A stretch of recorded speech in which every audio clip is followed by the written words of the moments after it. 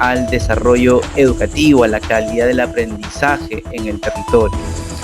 Como tenemos un breve tiempo, vamos a tratar básicamente de describir un poco y permitir la comprensión, porque creo que lo más importante ahora es que ustedes puedan comprender la importancia de los instrumentos y por lo menos profundizar en algunos componentes que es clave que ustedes tengan que conocer, y a partir de ahí quedarse con la idea, y de repente tal vez será en otro espacio en el que podamos profundizar un poco más. Pero antes de presentar la diapositiva, es preguntarnos en principio es ¿por qué debemos planificar? Es una primera pregunta que debemos hacernos. Y en segundo lugar, ¿por qué es tan importante hoy en día para la realidad peruana planificar en materia educativa? ¿En qué momento nos encontramos? ¿O qué pasó para llegar al momento en el que nos encontramos? Un tanto para fomentar la reflexión y también la participación, que me gustaría antes o durante o después de mi exposición, me gustaría que puedan participar. Vamos a recordar un poco cuál fue el último hito más importante que tuvo un impacto en materia educativa y que nos lleva a pensar hoy en día con una mayor relevancia del por qué debemos planificar. Entonces voy a compartir un video. Sí. ¿Se escucha, no? Sí. Ya. Desde el inicio de la pandemia, la educación se ha convertido en uno de los principales desafíos del gobierno. Además de la suspensión de clases, la cuarentena obligó a replantear todo el sistema educativo en nuestro país. Y aunque ya pasaron 5 meses, aún quedan muchos temas pendientes y problemas por resolver. En el siguiente informe vamos a revisar los principales desafíos de la educación peruana durante la pandemia. La educación antes de la cuarentena. El anuncio de la cuarentena llegó cuando recién iniciaba el año escolar y nuestro país encaraba el reto de vencer la brecha que existe entre lo que aprenden los estudiantes y lo que enseñan los profesores. En abril, el Ministerio de Educación publicó los resultados de logros de aprendizaje en el año 2019 con cifras desesperanzadoras. En lectura, el 62% de los escolares de segundo grado de primaria no llegaba al nivel satisfactorio. Lo mismo ocurría con el 65,5% de los escolares de cuarto grado y el 85% de los estudiantes del segundo año de secundaria. Es decir, más de la mitad de escolares del país lee con dificultad y tiene problemas para entender lo que ha leído. En matemáticas, la cifra era peor. El 83% de estudiantes de segundo de primaria y el 82% de escolares de segundo de secundaria no llegaba al nivel satisfactorio. Las cifras más preocupantes estaban en ciencias y tecnología, con más del 90% de alumnos que no mostraban logros de aprendizaje. El resultado del estudio era lapidario. El aprendizaje ha empeorado en los últimos 3 años. Los logros de los estudiantes no eran el único problema. En las evaluaciones realizadas a nivel nacional, el 50% de los profesores no alcanzó el mínimo requerido. Por si fuera poco, en Perú hay cerca de 80.000 colegios públicos y más de 24.000 colegios privados. De ellos, casi el 60% tiene una infraestructura precaria. Con estas cifras, el 16 de marzo comenzó la cuarentena y los colegios cerraron sus puertas. Al poco tiempo, comenzaron las clases virtuales con el firme propósito de salvar el año escolar. La crisis de educación durante la pandemia. Iniciada la cuarentena, las clases a distancia se convirtieron en una tabla de salvación para el sistema educativo, pero pronto comenzaron a enfrentar serios problemas. En 2020 registraba 8,5 millones de habitantes en edad escolar, de los cuales 3 millones se encuentran en situación de pobreza. En el primer mes de cuarentena, casi 2.000 colegios privados habían quebrado y cerca de 9.000 estaban a punto de cerrar para siempre porque los padres de familia no podían pagar las pensiones y no alcanzaba dinero para pagar a los profesores. En ese momento, miles de escolares pasaron a los colegios estatales para no perder el año y se encontraron con un panorama peor. Los profesores no estaban capacitados para las lecciones a distancia y muchos no contaban con medios para brindarlas.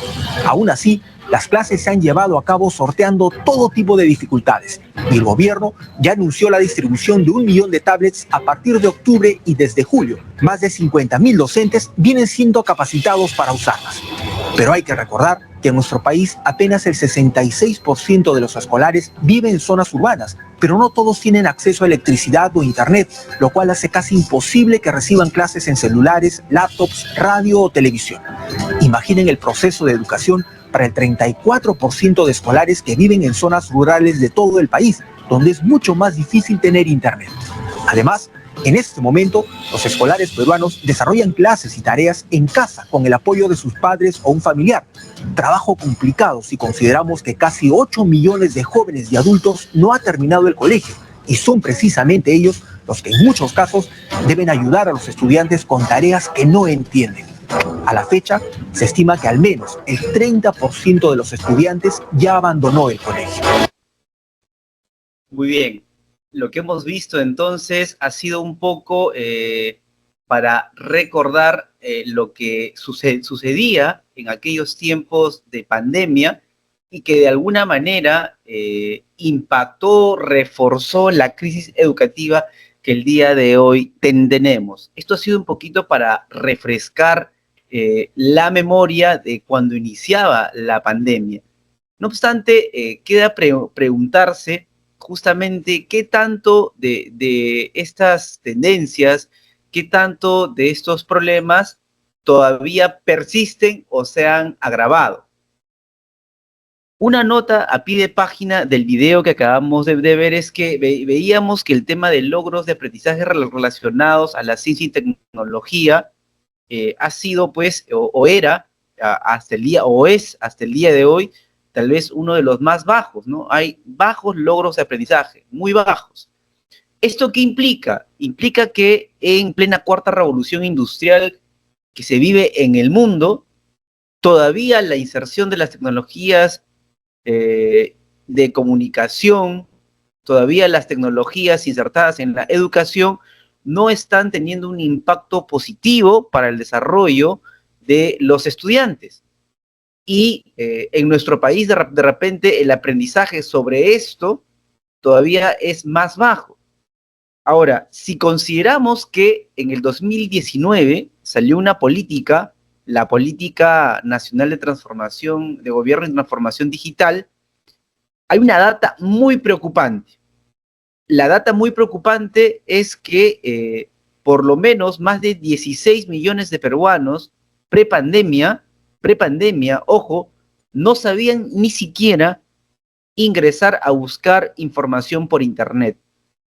Entonces, esto de alguna manera nos habla de un panorama desolador, triste, pero muy preocupante. A su vez, si añadimos que no solamente hay problemas dentro del sistema educativo, sino que también hay un problema en el marco de la sociedad. Y nosotros como educadores podemos denominar a esto a las condiciones de educabilidad o desde una mirada de planificación, las condiciones de bienestar que tienen que ver con infraestructura, que tienen que ver con acceso a servicios básicos, que tienen que ver con incluso con lo que pasa al interior del hogar. Hoy en día se ha incrementado, por ejemplo, la violencia en el hogar, que son factores que a veces no nos damos cuenta, pero inciden permanentemente, ya que la educación tiene o amerita una mirada multisectorial, no solamente del sector. Qué duda cabe que el trabajo, qué duda cabe que la cultura, la salud, entre otros aspectos, influyen de manera relevante en el desarrollo personal, en la adquisición de nuevos conocimientos y justamente en el buen desempeño que puedan tener los alumnos en nuestro sistema educativo.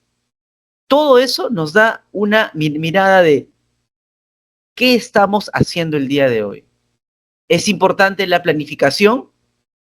Entonces, ese era un poco lo que yo quería darles para que ustedes primero empiecen a reflexionar. Y algo muy importante que tenemos que recordar es que, ¿qué pasa también cuando no planificamos? Si como ustedes pueden ver en la figura, cuando no planificamos, andamos de esta forma, en un laberinto. Apuntamos hacia cualquier lado. Ahora, lo que sucede es que también en nuestro país hay una cultura más inmediatista, más de corto plazo.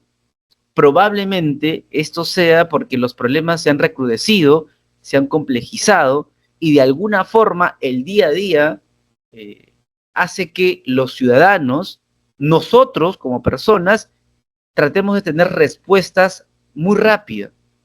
Y esto muchas veces nos hace creer poco en que la planificación pueda funcionar. Por supuesto, a esto se aunan otros factores que tienen que ver con el funcionamiento del Estado, con la confianza que le tenemos, entre otros aspectos.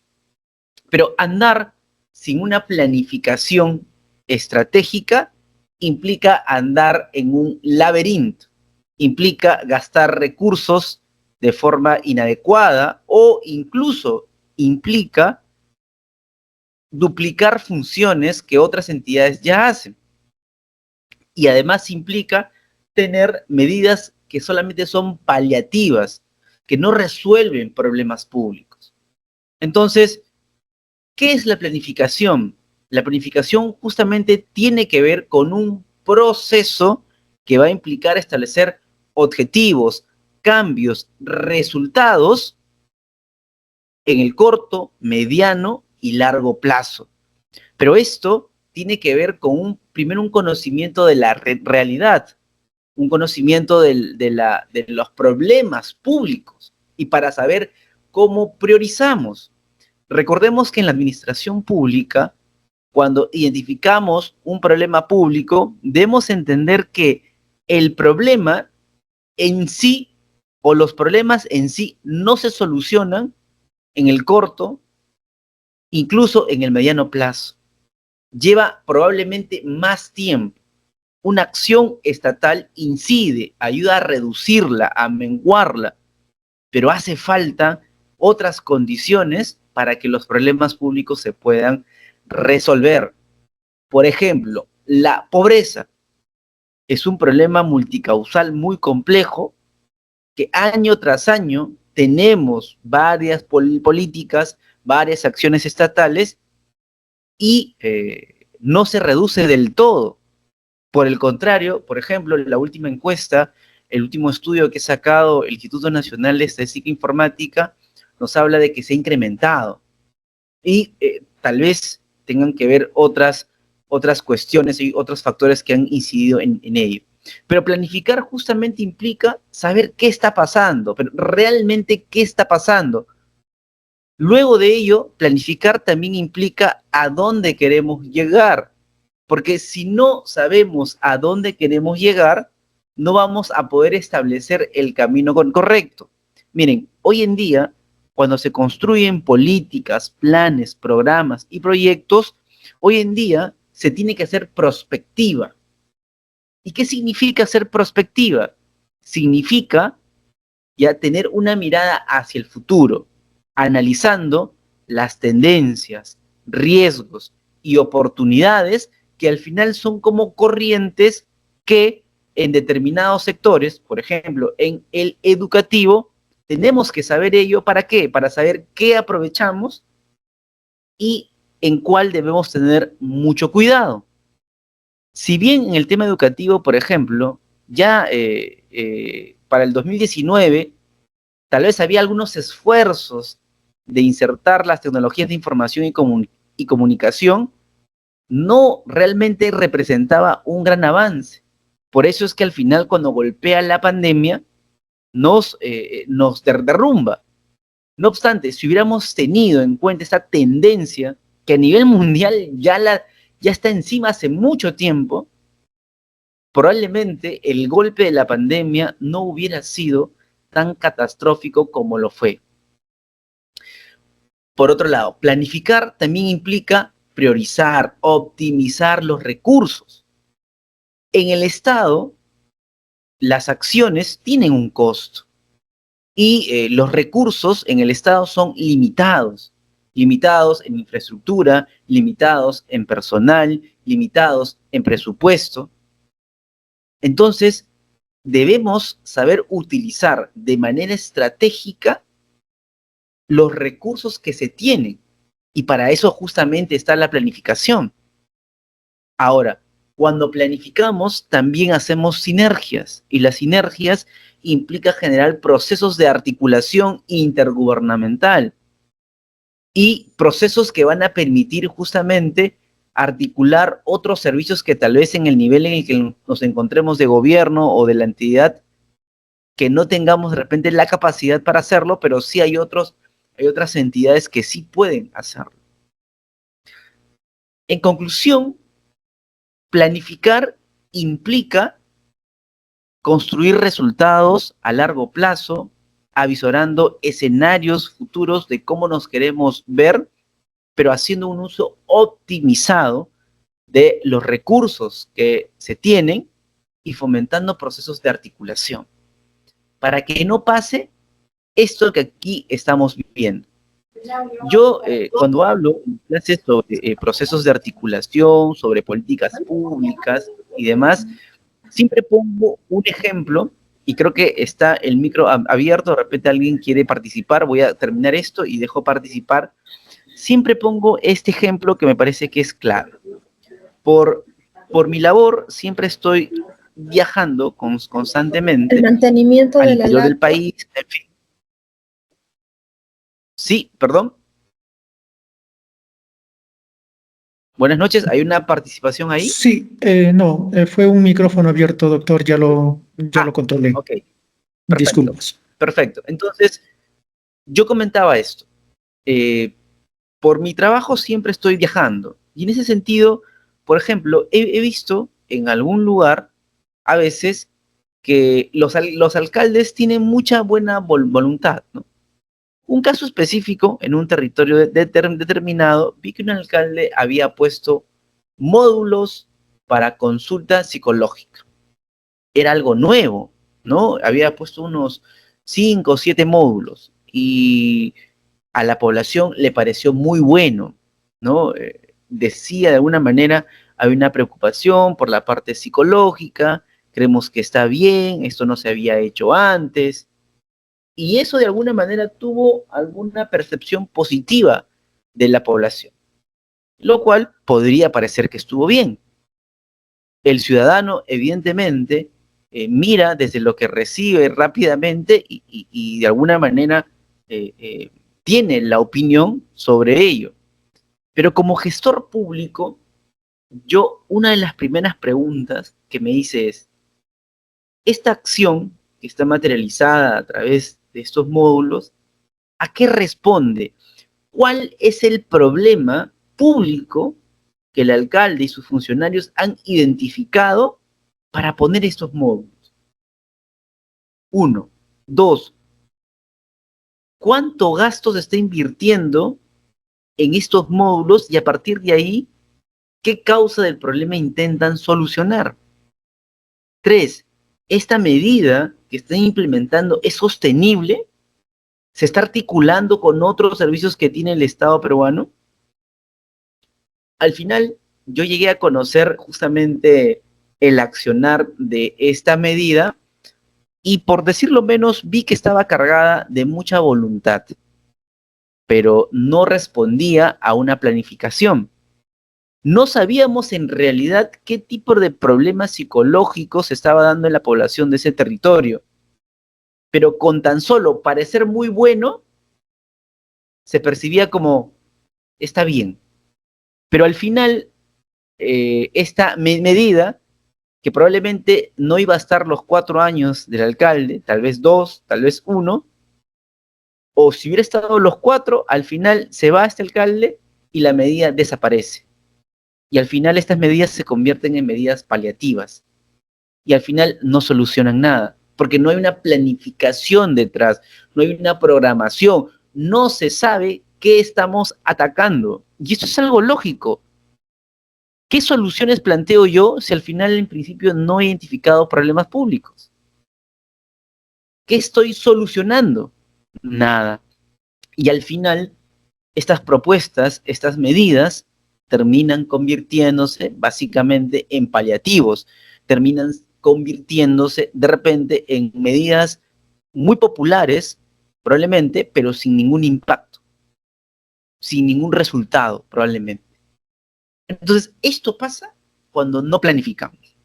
Debemos tener en cuenta esto, que las medidas tienen que responder a una lógica. Por supuesto, el accionar tiene que ser en el corto plazo, porque hay situaciones que ameritan soluciones rápidas, y ahí hay que actuar, pero también hay soluciones que ameritan una adecuada planificación, una articulación, un proceso más ordenado. Y esas medidas son las que deben construirse. Es una preocupación que el Estado, en cualquiera de sus niveles de gobierno, debe tener en cuenta. Antes de pasar a la siguiente lámina, ¿hay alguna consulta aquí? ¿Hay alguna participación, opinión, reflexión? Sí, bien, muchísimas gracias. Bien, vamos a compartir nuevamente y a ver, ya no debería fallar, sino ya es un tema del aplicativo. Vamos a ver. Compartir, ventana y listo. A ver, ya, estoy compartiendo en este momento la diapositiva. Ahora excelente, sí, doctor. Excelente, excelente se ve. Ya, perfecto. Bien, entonces, un poco recapitulando, habíamos visto un video que nos hacía ver un poco sobre la realidad educativa y justamente estábamos viendo un poco del hito más importante que ha impactado en el desarrollo educativo de nuestro país, que es la pandemia de la COVID-19. Y en ese marco nos preguntábamos qué es la planificación, por qué es tan importante planificar y qué pasa cuando no planificamos. Y, digamos, la figura que más denota el accionar de una entidad en cualquier nivel de gobierno que no planifica es esta, la de un laberinto que se va a cualquier lado, no soluciona nada. Probablemente esté cumpliendo más aspectos administrativos y demás, pero no trae resultados a la población. Y ahora, si a eso le sumamos la complejización de los problemas que nos ha traído la pandemia, que según, digamos, los análisis que se han hecho en materia educativa, por lo menos los estudiantes han perdido alrededor de 2 años. Eso quiere decir que aquel niño, por ejemplo, que está en tercer grado de primaria, realmente es como si estuviera en primer grado. No tiene de repente las competencias y capacidades necesarias para estar en ese grado, lo cual hace más preocupante, ¿verdad? Entonces, es importante planificar para priorizar recursos, para ver cómo nos queremos ver hacia el futuro, para concretizar cambios, para establecer procesos de articulación. Es clave ello. Ahora, ¿cuál es, digamos, el norte de la planificación educativa en nuestro país? Son casi 200 páginas del proyecto educativo nacional al 2036 que se ha elaborado y que yo estimo que como docentes o como actores estratégicos de la educación, mínimamente tenemos la responsabilidad de conocer este documento. Si no lo hemos hecho, entonces, por favor, los invito a que puedan revisar este documento. Hemos tenido, ya este es, digamos, un segundo proyecto educativo nacional que tenemos en materia educativa, por supuesto. El primero que hemos tenido, ya, tenía una mirada más hacia el sistema educativo, ¿no? Miraba cómo se puede mejorar, miraba los problemas, diferentes ejes. Pero el actual proyecto educativo nacional al 2036, más conocido como el PEN, ¿ya? Tiene una mirada más que todo para lograr una ciudadanía plena, ¿ya? ¿Y qué implica que podamos lograr una ciudadanía plena? Implica que podamos ejercer nuestros derechos como persona en el territorio, ¿ya? Entonces, este es, digamos, el documento por excelencia que debe guiar a la planificación tanto del gobierno nacional, del gobierno regional y del gobierno local, lo cual debe impactar también en las instituciones educativas de todo nuestro país, ¿ya? Como nota a pie de página sobre esto, si bien se apunta a una ciudadanía plena, el ejercicio de nuestros derechos, yo debería saber como mínimo que hoy en día apuntamos también a una nueva ciudadanía, a la ciudadanía digital, ¿ya? Y es que en el marco, como decía, de la cuarta revolución industrial, de la inserción constante de inteligencias de información, de las IA, las famosas IA, y la automatización de los procesos, entre otros, también hay un desarrollo de las personas en este marco. La Secretaría de Gobierno y Transformación Digital de la Presidencia del Consejo de Ministros estimó que para tener o para poder hacer ejercicio de nuestra ciudadanía digital, debemos manejar por lo menos 8 capacidades. ¿Cuáles serán estas 8 capacidades que deberíamos saber o ejercer para decir que somos ciudadanos digitales o estamos ejerciendo la ciudadanía digital? Uno era mínimo, lo mínimo, poder buscar información por Internet.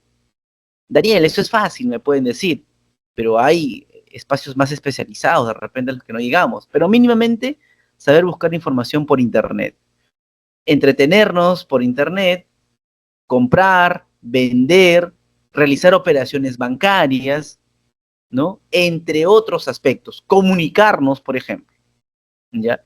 Y yo les comentaba al inicio de mi exposición que prepandemia la Política Nacional de Transformación Digital identificaba que hay un bajo ejercicio de la ciudadanía digital en nuestro país y que por lo menos hasta 17 millones de personas no sabían ni siquiera buscar información por Internet, lo cual en pleno siglo XXI es demasiado preocupante, sobre todo no porque puedan no acceder a los servicios públicos que tiene nuestro Estado en materia digital, sino porque en el concurso de la era de la globalización estamos realmente 40, 50 años con retraso, lo cual no nos ayuda a insertarnos. Y es muy preocupante. De hecho, si profundizamos un poco más, vamos a poder ver que para lo que la mayoría hoy en día de personas usa las tecnologías de información y comunicación, ¿saben para qué es? Es para chatear. El Facebook, el Twitter, Instagram, entre otros, el WhatsApp, entre otros, son los más utilizados para la comunicación. Ahora, ¿saben para qué? ¿Cuál es casi lo penúltimo para que usamos las TICs? ¿Alguien quiere participar? Para la educación. O sea, realmente usamos muy poco las tecnologías de información y comunicación para educarnos. Y hoy en día hay un montón de conocimientos, conferencias, cursos. Las mejores universidades dan justamente capacitación. En algunos te cuesta, en la mayoría no. En algunos solamente te cobran la certificación. Y aún habiendo todo ello, es para lo menos que utilizamos el Internet. Y por eso es que no tenemos desarrollado una ciudadanía digital plena. El proyecto educativo nacional no lo mira de esta forma, ¿ya? Pero de alguna manera los instrumentos que al final deban construirse con políticas nacionales, regionales o locales, sí deben incorporarlo, porque es una tendencia que al final está mejorando muchos procesos, tanto del sector privado como del sector público, del desarrollo personal, del desarrollo social. Entonces es clave que tengamos que tener en cuenta esta variable. Y el norte educativo en nuestro país justamente tiene que ver con esto. De manera indirecta lo ha considerado el proyecto educativo nacional, que tiene 4 ejes clave. Apunta a una ciudadanía, a una vida ciudadana, que tiene que ver con el ejercicio de los derechos, inclusión con equidad, productividad, prosperidad, investigación, lo cual implica que la educación no solamente te ayuda a sumar, restar, sino que debe contribuir a los proyectos de vida. Y hoy en día también debe coadyuvar o fomentar el bienestar socioemocional. Recordemos que las generaciones no son las mismas. La generación de hoy no es la misma de antes.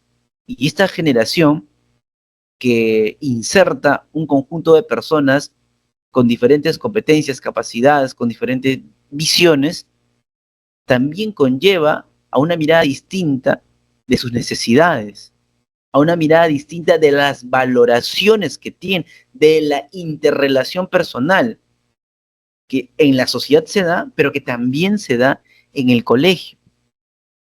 Y eso es clave que una mirada de política o de planificación tenga que tomar en cuenta.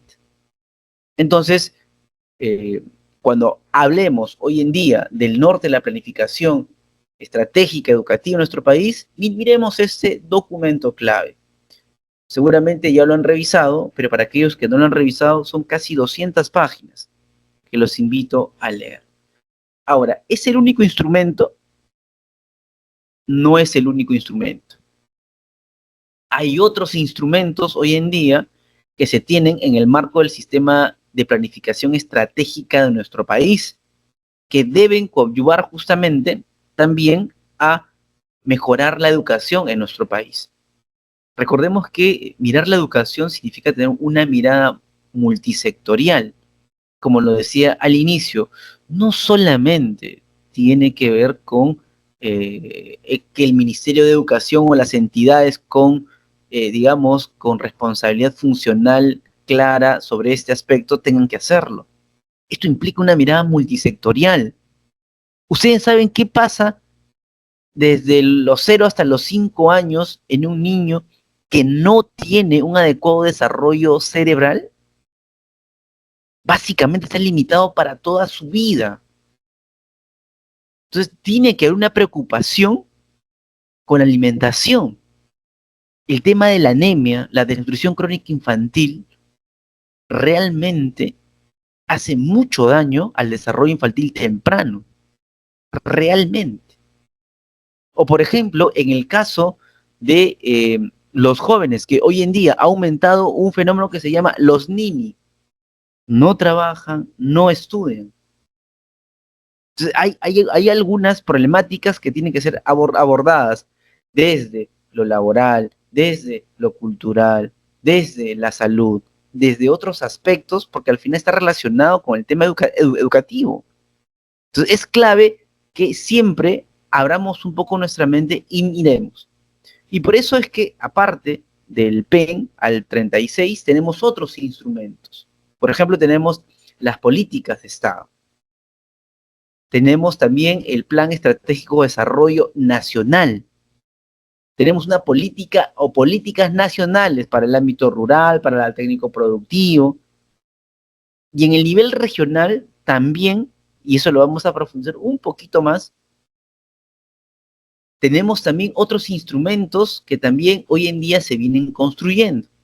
O sea, no solamente está el PEN, hay otros instrumentos dentro del sistema de planificación estratégica que deben ser tomadas en cuenta. Por eso, cuando a nivel local, digamos, cuando el alcalde de un municipio distrital quiere diseñar o quiere planificar en materia educativa, tiene que mirar todos los instrumentos que ya se conocen, tiene que mirar del nivel regional, del nivel nacional, tiene que mirar al PEN.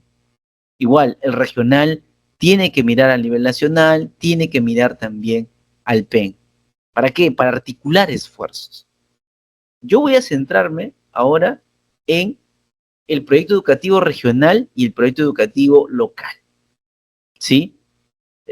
Lo he puesto junto porque deben tener estas características que son básicas. En principio, debe tener una característica prospectiva. ¿Y qué significa tener una característica prospectiva? Significa mirar hacia el futuro.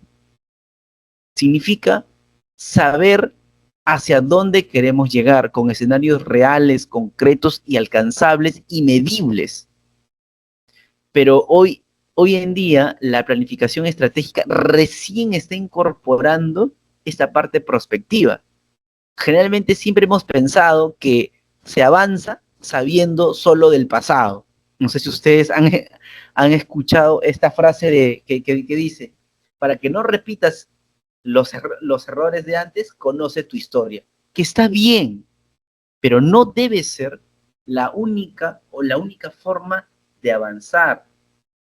Debes tomar como referencia, sí, pero también debes construir un futuro. Y hay metodologías que nos ayudan a tener tal vez no la certeza, pero sí probabilidades de los escenarios que se avecinan.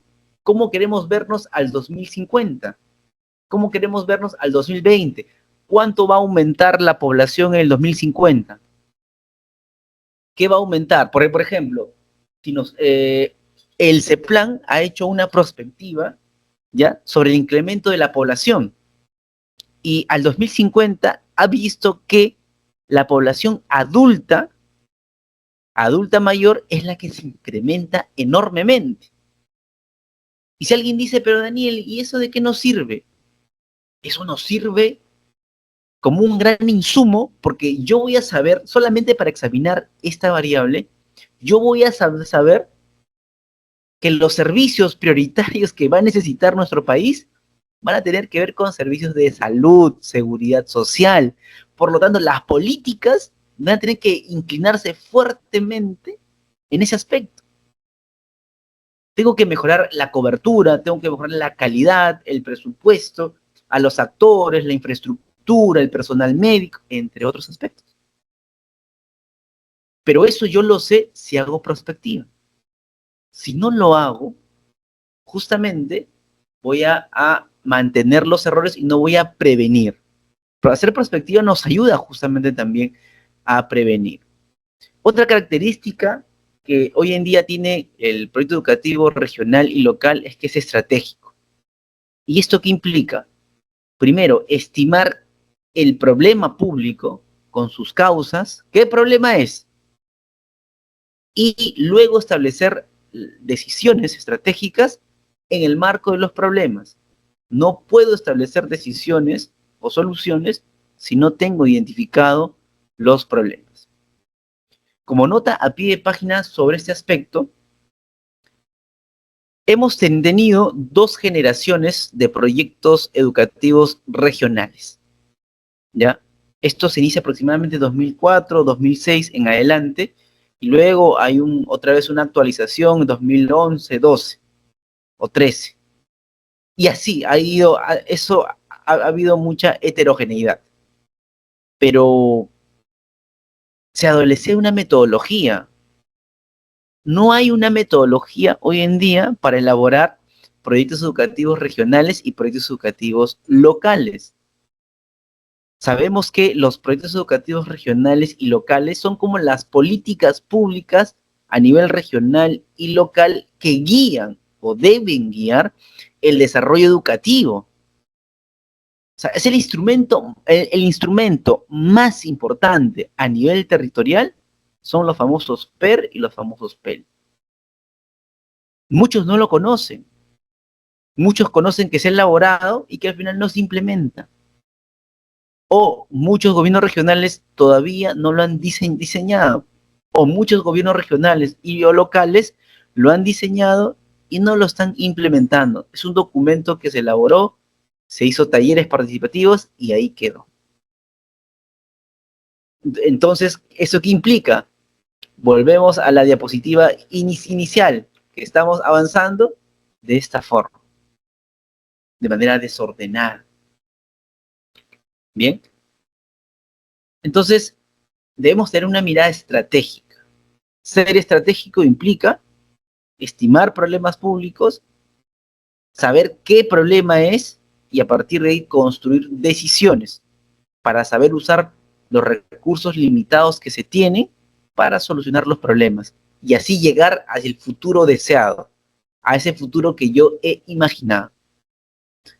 Además, los PER y los PEL tienen la característica de ser participativos. Al nivel regional, seguramente ustedes han escuchado, están los famosos COPARE, ¿no? Que son los consejos de participación regional educativa, el cual integra a todos los actores estratégicos institucionales como de la sociedad civil para que justamente contribuyan a la construcción de los PER. Y a nivel local también están los COPARE. Además, estos PER o PEL deben ser articulables, es decir, deben engranarse a la planificación estratégica de las entidades públicas. ¿Esto qué implica? Implica que se articule, si es el PER, al Plan de Desarrollo Regional Concertado, al Plan Estratégico Institucional, al Plan Operativo Institucional. Si es un PEL, debe articularse al Plan de Desarrollo Local Concertado, a su Plan Estratégico Institucional y al Plan Operativo Institucional. Y para esto necesita justamente engranarse con el ciclo de planeamiento estratégico que propone el CEPLAN. Esta gráfica que vemos al lado derecho es, digamos, la metodología del ciclo de planeamiento estratégico que tiene el CEPLAN. Y lo primero que te dice el CEPLAN, al cual estos instrumentos de planificación deben engranarse, es que tienes que conocer la situación actual. Eso implica conocer la situación actual del problema educativo. Luego te dice, haz prospectiva. O sea, analiza riesgos, tendencias, oportunidades. Luego, la decisión estratégica. Formula objetivos. ¿Qué cambios quieres generar? Acciones. Y luego, haz seguimiento y evaluación, porque al final de cuentas, las decisiones que tú propones, al final son hipótesis. Solo vas a saber si han funcionado o cuánto han funcionado si haces seguimientos y procesos de evaluación. Entonces, esto es lo que encarna planificar de manera estratégica en el territorio en materia educativa. Pero además, ¿qué debemos tener en cuenta? Debemos tener en cuenta que si bien la planificación o las políticas que son básicamente el quehacer de una entidad pública que responden a ¿qué hago frente al problema público?, deben también activar la gestión dentro de la entidad que la propone. Es decir, todo el proceso de producción pública de saber cómo hago para lo que yo me he propuesto se pueda cumplir realmente. Porque si yo no estoy pensando en estos aspectos, otra vez, lo que diseñe básicamente se hace irrealizable. Además, debo tener en cuenta que debo generar instrumentos que van a permitir justamente alentar un buen comportamiento, sancionar o generar procesos de sensibilización y comunicación. Se van a entregar zanahorias, que son como los servicios, son instrumentos que coadyuvan a solucionar un problema público. Se van a generar garrotes, que son sanciones o infracciones, suspensiones, que van a permitir regular una conducta, un comportamiento. Se van a originar sermones que van a permitir sensibilizar, transmitir, comunicar. Planificar significa tener en cuenta también estos aspectos. Y para insertarnos dentro de los nuevos procesos de gestión pública, Hoy en día planificar también va a implicar articularnos con la Política Nacional de Modernización de la Gestión Pública. Eso es clave, porque si no hacemos eso, si no tenemos en cuenta esos nuevos procesos, las entidades no van a ser muy fuertes a la hora justamente de construir sus soluciones para enfrentar problemas públicos. Ahora, yo quiero enfocarme en algunos aspectos claves que debemos tener en cuenta a la hora de planificar.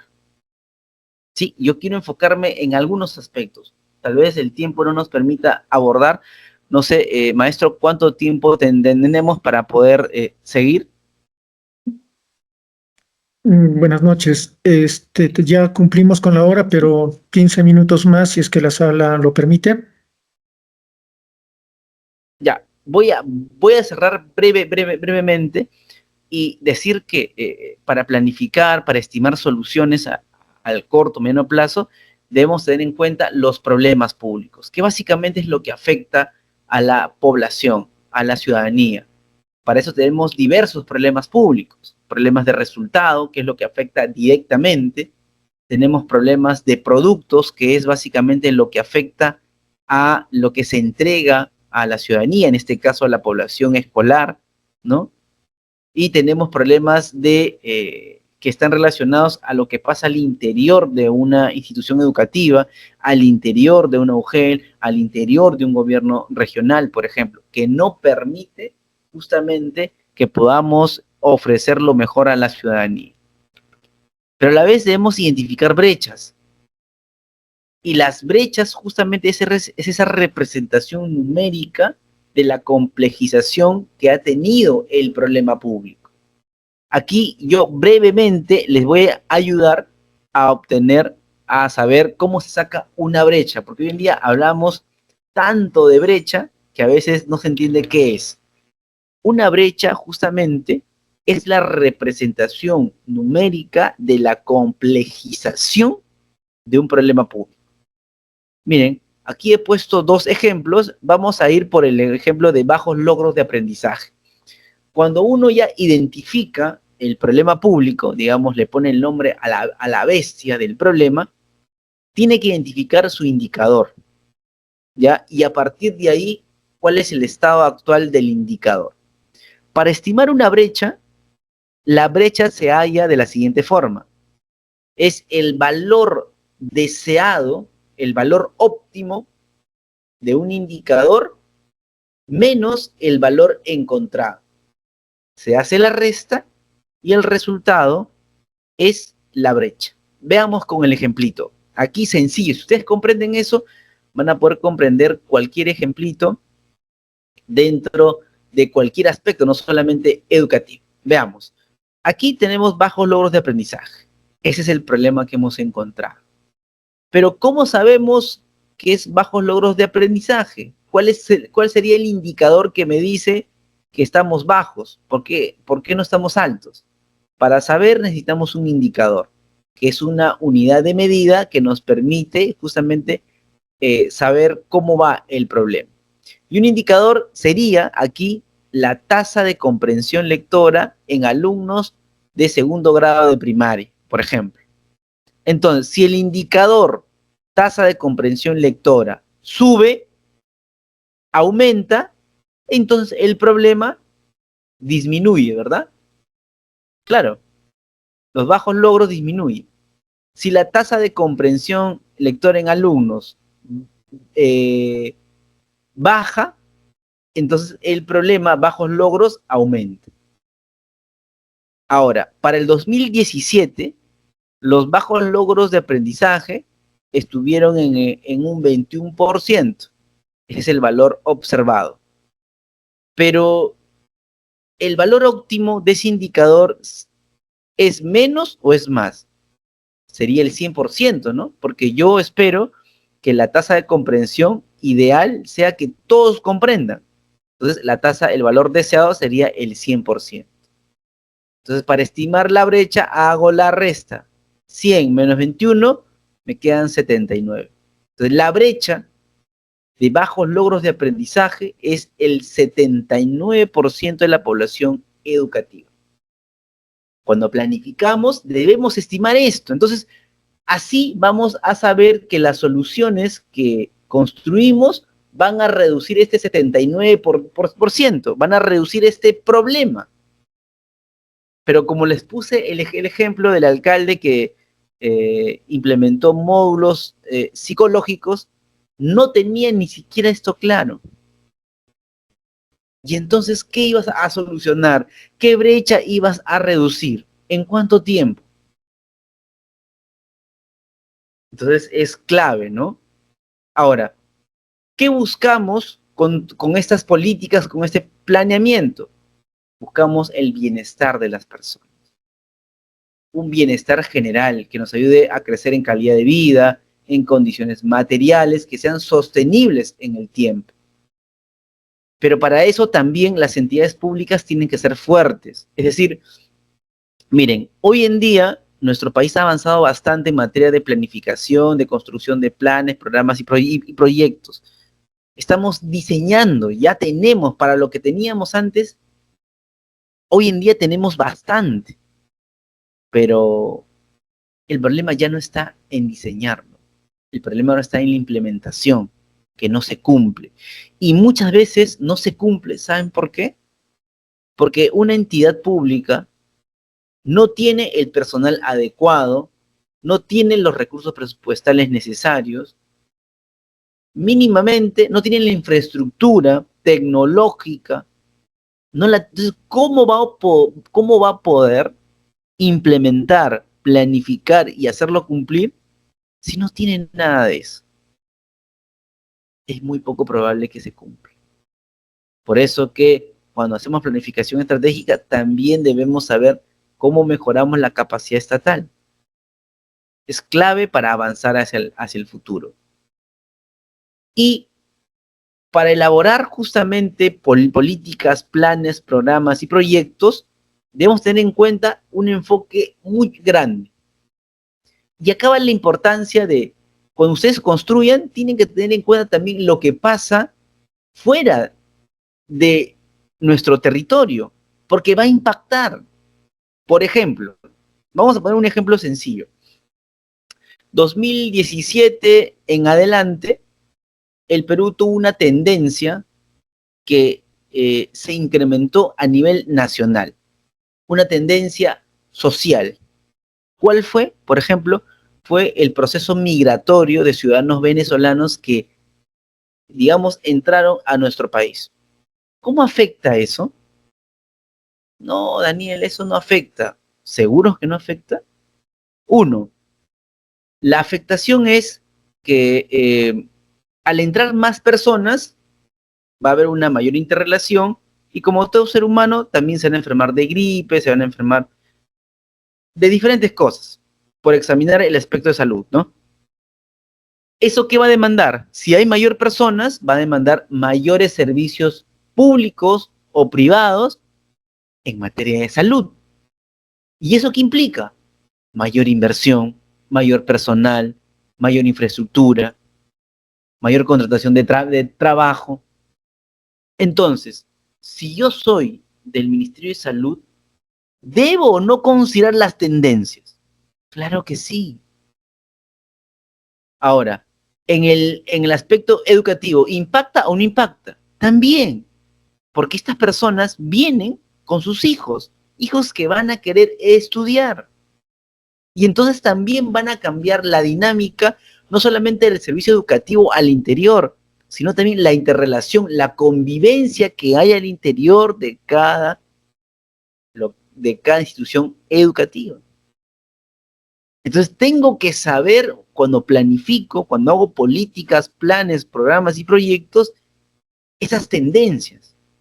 O la tendencia que no vimos pasar, por ejemplo, esta que yo la verdad a veces digo, ¿cómo es que no se vio? Que es la tendencia más que todo de corte tecnológico, la inserción de las tecnologías de información y comunicación. En el mundo ya podemos ver un montón de desarrollo en materia educativa en estos aspectos. Y nosotros tuvimos que ponernos las pilas recién con la pandemia. Entonces, son algunos de los aspectos que cuando planificamos debemos tener en cuenta. Diferentes escenarios, los marcos institucionales, como también internacionales. Y lo interno, la política general de gobierno, el Plan Estratégico de Desarrollo Nacional y otros instrumentos para llegar a esa instancia de bienestar, bienestar de las personas. Que recordemos que hoy a lo que apunta en materia educativa es a la ciudadanía plena. Muy bien, hasta aquí yo me voy a quedar, me he robado seguramente algunos minutos, con las disculpas del caso. Si hay alguna consulta, con gusto los atenderé. Muchas gracias. Doctor Daniel, de verdad agradecerle por la magistral ponencia que ha hecho. En verdad está súper interesante, nos quedaríamos más tiempo, pero nuestra hora siempre es asesina, como se podría decir. Y la sala está abierta, queridos maestros, para que puedan hacer preguntas, interrogantes. Adelante, por favor.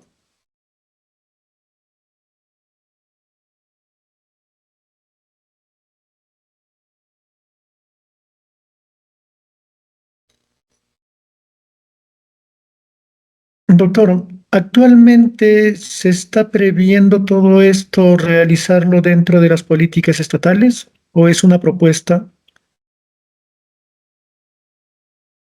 Sí, excelente pregunta. Mire, hoy en día la propuesta del proyecto educativo nacional ya existe y lo que están haciendo, por ejemplo, los gobiernos regionales en materia educativa es que están construyendo sus proyectos educativos regionales.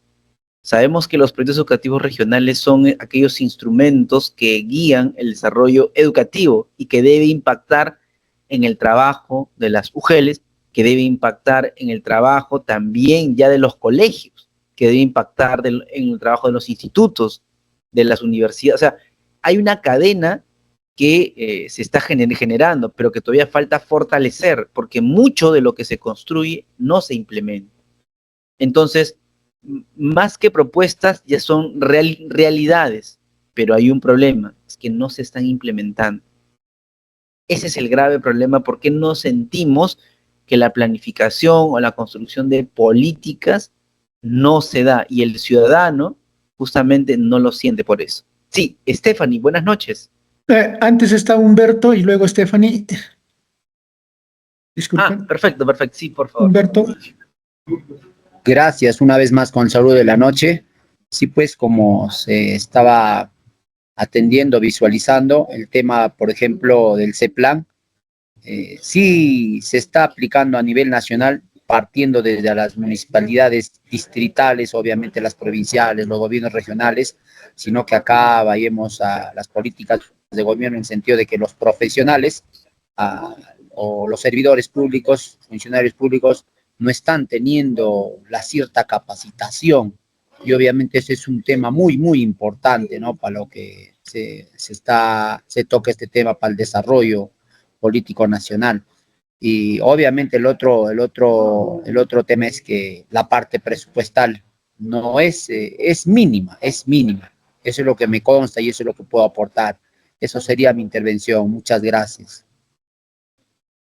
Gracias, muchas gracias, Humberto. Un poco para comentar tu participación.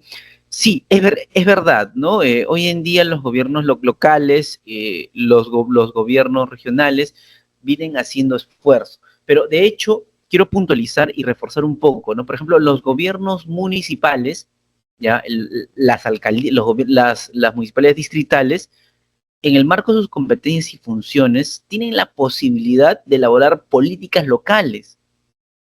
Yo en algún momento he participado en la elaboración de políticas educativas locales. Hay distritos que se preocupan, hay distritos que tienen justamente esa mirada, ¿no?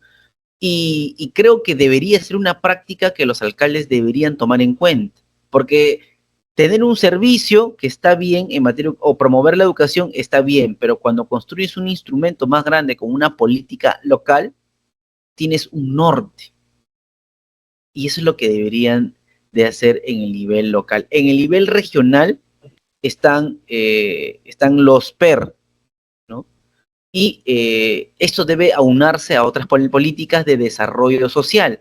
Por ejemplo, se destacan algunos departamentos que hace poco han construido sus políticas de desarrollo social que están mejorando también o se están articulando a los proyectos educativos regionales. El caso de Ayacucho, por ejemplo, que ha sacado su política regional de desarrollo e inclusión social, al igual que Junín, por ejemplo, que son las primeras políticas de desarrollo e inclusión social.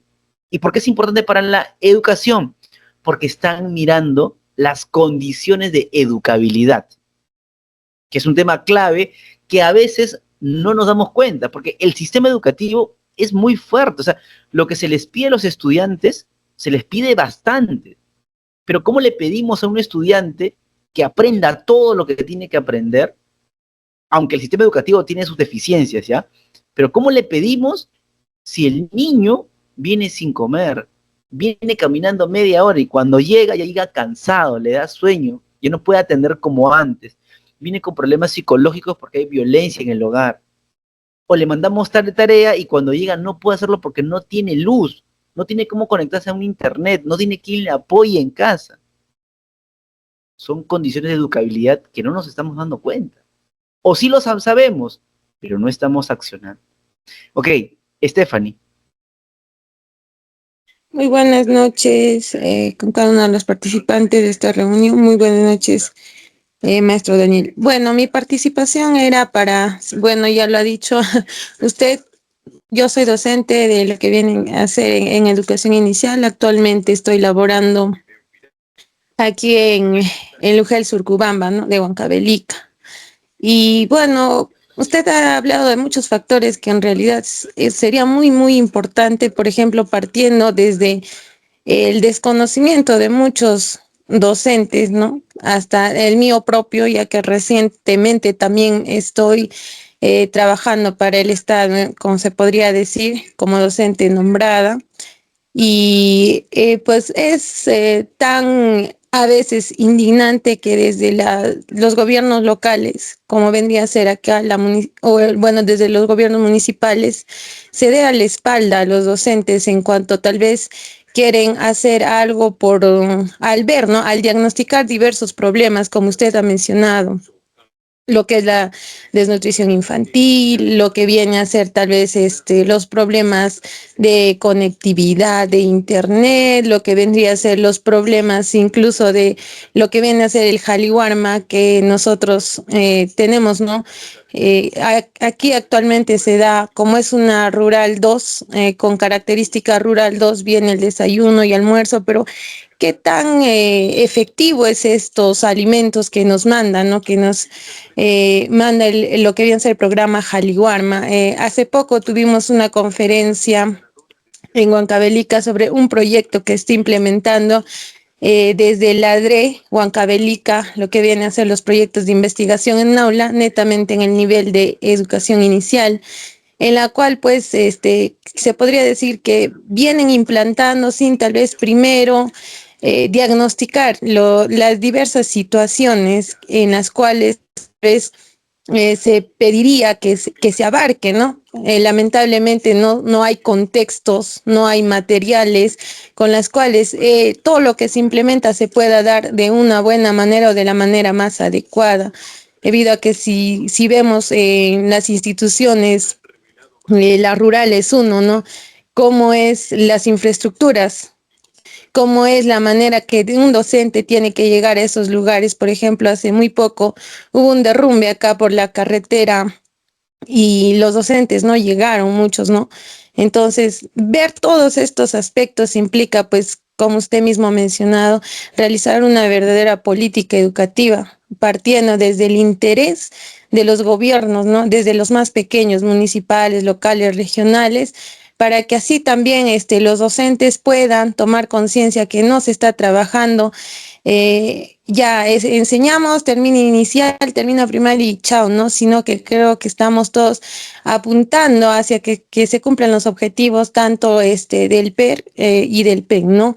Entonces, sería bastante interesante también a los organizadores de este evento pedir tal vez que este tipo de conferencias se pueda dar tal vez en las redes sociales de manera abierta, debido a que, por ejemplo, en acá no hay mucha señal, entonces tal vez uno al repetir el video puede estar tomando conciencia, porque valgan verdades, si nosotros hacemos un estudio analítico y vamos a ir a preguntar a cada uno de los colegas cómo es la concepción acerca del currículo, acerca del PEN, acerca del PER, hasta acerca del PEL, creo que muchos no tenemos ni siquiera el rumbo, ¿no? Y es bastante reconfortante y agradecemos también, bueno, personalmente, que se estén dando este tipo de eventos, porque ahorita la formación profesional es lo que va a hacer que cambie de algún modo la educación en el Perú, ya que nosotros estamos afrontando diversos retos en diversos ámbitos de labor, ¿no?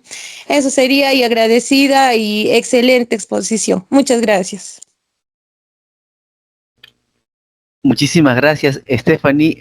Antes de yo sé que estamos contra el tiempo, pero quiero comentar tu excelente participación, y es que justamente lo que tú has dicho tiene que ver con tener primero voluntad política, tiene que ver también con una mirada integral de la educación, ¿no? Entonces, no podemos solo ver la parte del sistema educativo, que ya hay varios aspectos que solucionar, que atender también las necesidades de los profesores, que ayudarlos a capacitarse, a mejorar las condiciones laborales probablemente, o también de infraestructura en los locales educativos, de equipamiento, entre otros aspectos.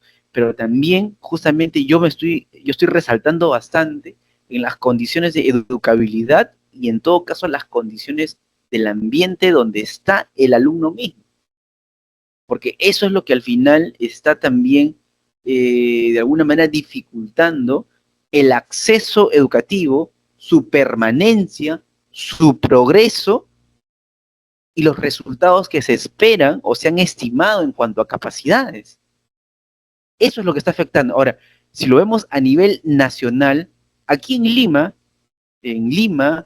digamos, si comparamos Lima, que se piensa que en Lima está todo, probablemente en el centro de Lima sí hay algunas cosas, pero si uno se va a la periferia, a distritos como San Juan del Lurigancho, a distritos más alejados como Chaclacayo, Chosica, entre otros, realmente no es lo que se piensa de Lima.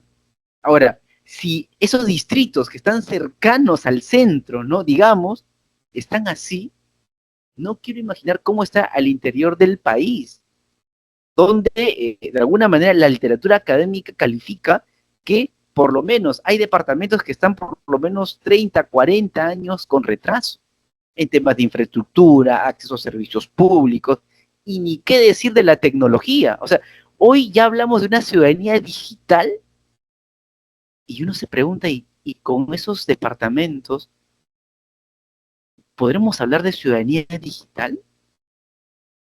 O sea, y es más, y aún teniéndolo, hacemos un inadecuado uso. Miren, yo llamo, por ejemplo, hoy en día con la inserción de las TICs, hay un montón de cursos, ¿no? Y las personas nos hemos vuelto obus certificates, porque entramos a un montón de cursos, no aprendemos nada, pero lo hacemos solamente por fortalecer nuestro perfil profesional, full certificados. O sea, aún así, nosotros no tenemos ni siquiera la preocupación. Y si nosotros, miren, no tenemos esa preocupación, imagínense los adolescentes, imagínense los niños. Más complicado. Entonces, amerita la concertación de una mirada multisectorial, integral. Ok, no quiero explayarme más, hay más participaciones, se lo dejo al presentador, a ver si va a dar paso, yo encantadísimo. En todo caso, miren, nosotros como institución hemos colaborado también a la elaboración de proyectos educativos locales, hemos capacitado algunas UGELs, ya, en todo caso, siempre encantadísimo, yo puedo dejar mi número, no tengo ningún inconveniente, Adelante. y podemos ver la forma en que se pueden llevar conferencias y demás. Sí. Si usted lo permite, maestro Daniel, excelente. Está Sí, Iván levantando claro la que sí. mano. Adelante, maestro Iván. Sí, adelante.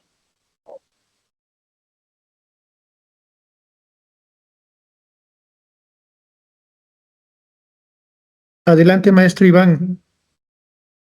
Puede participar. Muchísimas gracias, estaba con el micrófono apagado. Soy huancabalicano y trabajo en Lima. De por sí, el tema ya es un tema de mayor compromiso para los huancabalicanos.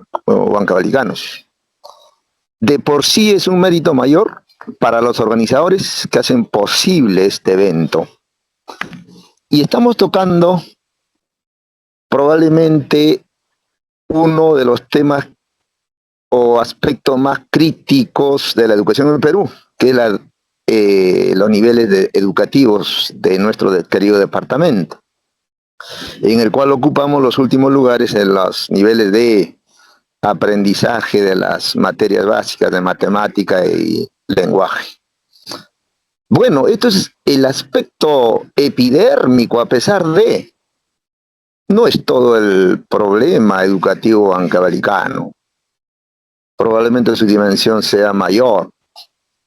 Y ha tocado un tema en el cual deberíamos estar hablando como quien va tomando la temperatura, como quien va tomando los niveles de avance de un instrumento que debería ser quien atienda básicamente las posibilidades de solución a estos problemas que tenemos, que es el PER huancabalicano.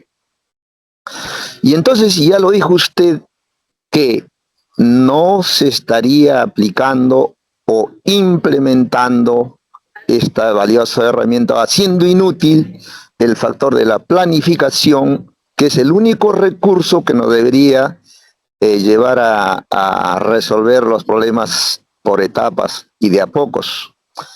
No implementar, mi estimado ponente, lo ha hecho magistralmente su explicación, lo ha indicado, ha puesto el dedo en la llaga. No implementar nos remite a una situación anterior. ¿Cómo es que se ha hecho el PER que no ha obligado a comprometerse a su implementación? Y en segundo lugar, de repente, y sea pedirle un esfuerzo mayor, a estas alturas debemos intentar retomar ese desarrollo. Para que ocurra ello, ¿qué elementos mínimos debería verificarse para hacer posible retomar los esfuerzos en torno al PER huancabalicano? Muchas gracias por su atención. Muy bien, excelente participación que me da lugar a comentar algo clave. Miren, yo estoy haciendo un estudio sobre los proyectos educativos regionales que se han dado en todo el territorio, desde el 2004-06 en adelante hasta el 2023. Y lo primero que podemos ver es que las entidades que tienen, digamos, las competencias y funciones para establecer los principales lineamientos, no lo han hecho.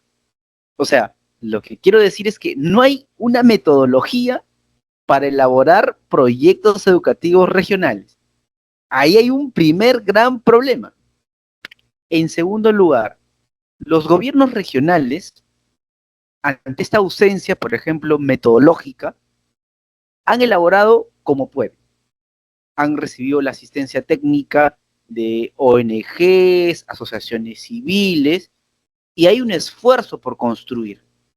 No obstante, estos esfuerzos no han sido implementables. ¿Por qué? Los esfuerzos no han sido implementables porque no se están articulando a los procesos de planificación actual, porque no están teniendo los componentes de medición, no hay indicadores, no hay identificación de problemas, adolecen de documentos de planificación o de política básica. Los últimos PER que se han venido elaborando se han hecho con la metodología del CEPLAN. O sea, han cogido un poquito la metodología de planes de desarrollo regional concertado y han tratado de hacer un mix. De hecho, recién en el 2020, el Consejo Nacional de Educación ha sacado un documento que se llama Orientaciones Metodológicas para la Elaboración de Proyectos Educativos Regionales. Y si bien no ha dicho esta es la metodología, ha dado orientaciones, pero esas orientaciones igual le ha dado la responsabilidad a que los gobiernos regionales digan, ustedes háganlo de acuerdo a su territorio. Eso puede ser bueno y puede ser mal. Puede ser bueno porque te da la libertad de tú hacerlo de acuerdo a la heterogeneidad del lugar donde te encuentras. Pero es malo porque al final no homogenizas procesos que al final no se van a articular al sistema de planificación estratégica. Porque al final en los gobiernos regionales hay también déficit de personal o personales no adecuados o que no tienen la suficiente competencia y capacidad para planificar o crear políticas o proyectos regionales. No las tienen. Con lo cual agrava el problema. En tercer lugar, a pesar de que se hacen esfuerzos por elevar los PER, muchas veces no se hacen de manera participativa. O cuando lo han hecho, aún así no se considera el real sentir de, digamos, la población, de los actores estratégicos educativos. Cuarto punto es que a pesar de que se han elaborado participativa, como han podido con la metodología, luego de que se han elaborado, no hay la voluntad política para poder implementarlo. No la hay, queda ahí como un documento que se cita muchas veces, pero que al final no se lleva a la práctica. Esta misma realidad sucede con los proyectos educativos locales. Esto, ¿por qué lo sé? Porque estoy haciendo un estudio y yo voy a ofrecer una metodología al Consejo Nacional de Educación sobre cómo elaborar proyectos educativos regionales. Luego también vamos a hacer sobre los proyectos educativos locales, ¿no? En ese marco también hemos capacitado a algunas UJLs para la elaboración de sus proyectos educativos locales, por ejemplo, ¿no? Para tratar de guiarlos. Y hoy en día, por ejemplo, la planificación se está anexando bastante, o debería anexarse, no solamente con los servicios que se pueden dar en ese marco, sino también con proyectos de inversión pública. Pero no se está haciendo eso. Algunos de los factores ya lo he explicado, ¿no? En fin, excelente participación. No sé si hay alguien más gustoso de poder seguir respondiendo. Nuevamente levantó, creo que Humberto. Sí, maestro Humberto. ¿O alguien más?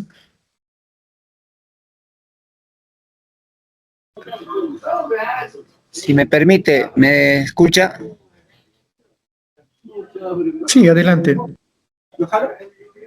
Sí, esto se resume, estimados caballeros, docente presente en la noche, se resume simplemente en voluntad política. Cuando el gobernador o el alcalde del distrito o la provincia tenga esa voluntad, porque presupuesto hay, sí hay, y entonces sí se puede contribuir, estoy muy seguro, y obviamente yo como testigo, se hace este tipo para fortalecer la educación básicamente a nivel distrital, provincial, regional. Gracias.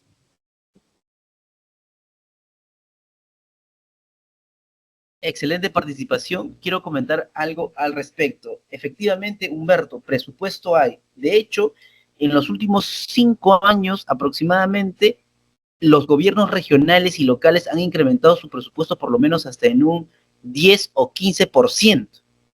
Ahora, otra cosa es que si revisamos los portales del MEF que tienen para verificar la ejecución presupuestal, muy aparte de los problemas que a veces hay de ejecución por temas administrativos, muy aparte de eso, ¿ya? los gobiernos regionales y locales no ejecutan, no tienen capacidad de gasto. Y en los gastos que hacen, si uno se adentra o profundiza un poco más, no tienen calidad de gasto. O sea, no están gastando realmente para lo que se necesita. Entonces, presupuesto hay que saber utilizarlo. Para eso hay que planificar, elaborar políticas, planes, programas, proyectos. Y en segundo lugar, sí, pues, la voluntad política. Pero también, ¿en qué se materializa esto? Cuando los problemas no se resuelven, se complejizan, se vuelven más difíciles de resolver y por lo tanto las brechas crecen. Y cuando las brechas crecen, afectan al desarrollo humano. Bien, no sé si hay otra consulta, otra participación. Por favor, ¿se me puede permitir, profesor? Adelante, adelante. Sí, sí, Sí, gracias, disculpe, adelante. no fui muy explícito porque, bueno, estoy asistiendo a esto también, atendiendo mi pequeño negocio. Entonces yo le decía, porque soy testigo, ¿no? Por ejemplo, al elaborar el presupuesto operativo institucional, el conocido POI, para cada unidad, subgerencia, gerencia, también vamos al experto o al responsable que tiene que tener conocimiento, ¿no?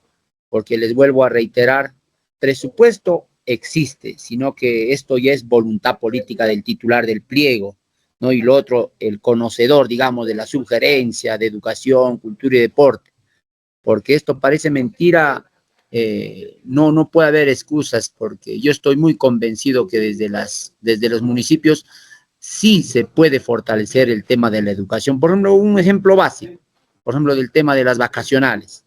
No, a veces se contrata solamente un universo de 6, 5 docentes, y eso también, ¿no? Si es que, como se dice, y esto se ha estigmatizado mucho, si es que no ha apoyado al partido, o resulta que cualquiera puede ingresar a dictar dichas sesiones, mientras el otro buen profesional que tiene pues esa experiencia, esa cabalidad, no tiene esa oportunidad.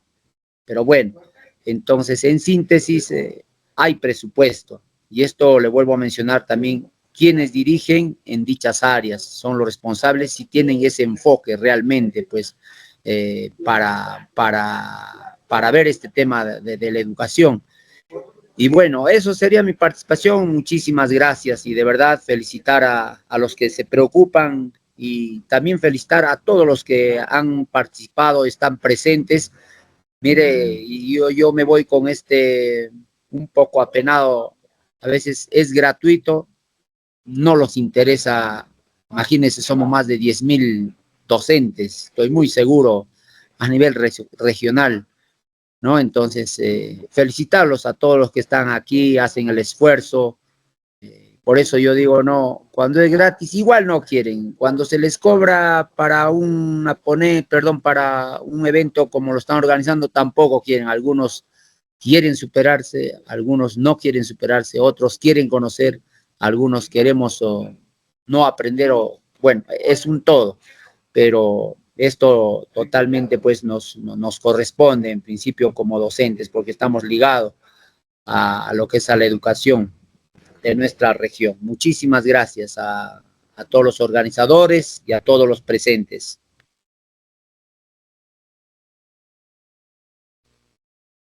Bien, muchísimas gracias.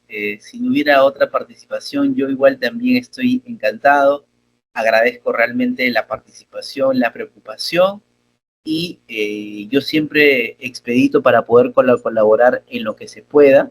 De hecho, podemos profundizar de repente, si se quiere, más sobre los proyectos educativos regionales, cómo se elabora, o los proyectos educativos locales.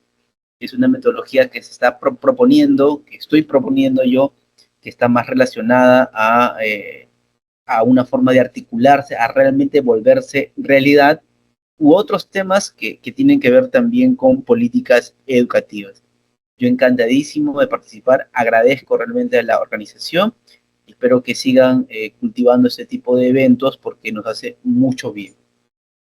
Muchas gracias. Stephanie, adelante, por favor, antes de despedir al Sí, doctor. sí, maestro, solo, sí, justo antes que se vaya, para que tal vez, como en un momento ha mencionado, nos pueda facilitar su número como dice el maestro, ¿no? Tal vez ya de acá, de a pocos, podemos formar como pequeños grupos, ¿no? Para podernos ir capacitando. Si sería posible con el maestro Daniel, por favor. Sí, claro que sí. Hemos tenido la experiencia, por ejemplo, hemos capacitado en Ayacucho, en San Martín, en Arequipa también. Hay algunas UGELs en las que hemos contribuido a ello y creo que hemos generado bastante, digamos, aprendizaje sobre este y otros temas, ¿no? A ver, voy a compartir mi número. A ver, les dicto nomás, de repente quieren anotarlo, no tengo ningún inconveniente. 982-184-523. Sí les agradecería, y esto luego por una cuestión de que a veces te llaman el banco, te llaman la empresa Claro, Movistar, Entel, que antes me envíen un mensaje, porque si no, a veces para contestar tantos números hoy en día, ¿no? Un mensajito, soy tal persona, lo escuché en el simposio y me gustaría tal cosa y podemos iniciar alguna conversación, ¿no? No tengo siempre encantado. Muchísimas Ok, gracias, gracias. maestro.